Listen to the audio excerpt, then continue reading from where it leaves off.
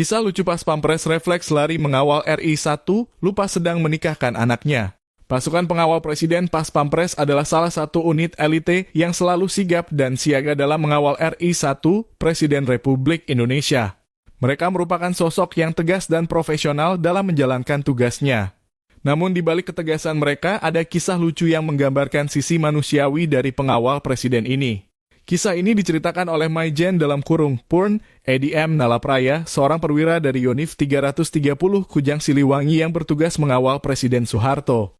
Edi memulai tugasnya sebagai pengawal Presiden sejak 27 November 1965 saat situasi politik dan keamanan Indonesia masih sangat panas setelah peristiwa Gerakan 30 September.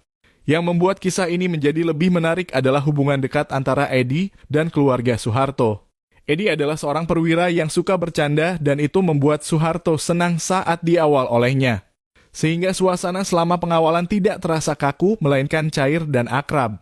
Pada tahun 1971, Edi memutuskan untuk melaporkan kepada Presiden Soeharto bahwa ia ingin menikahkan putri pertamanya.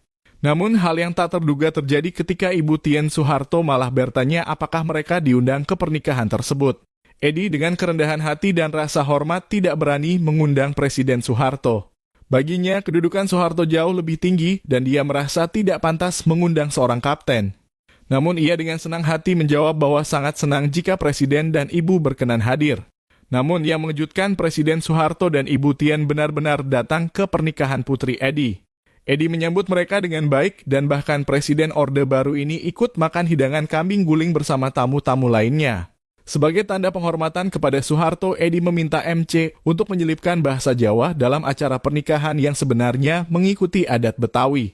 Yang membuat cerita ini semakin lucu adalah ketika saat Presiden dan rombongannya akan pulang, Kapten Edi tiba-tiba refleks berlari mengejar mereka. Dia bahkan melompat masuk ke mobil pengawal. Edi sendiri sampai lupa bahwa dia sedang mengawal pernikahan anaknya. Semua ini terjadi karena tugas Edi mengawal Soeharto telah menjadi begitu melekat dalam dirinya. Dia telah hafal setiap aturan protokoler dan standar pengamanan RI1 dengan begitu baik sehingga tindakan ini menjadi refleksnya. Sebuah cerita yang lucu, yang menggambarkan bahwa di balik ketegasan dan kedisiplinan para pengawal Presiden, ada manusia dengan sisi kemanusiaan yang luar biasa. Bahkan dalam situasi yang penuh tekanan seperti tugas mengawal seorang Presiden.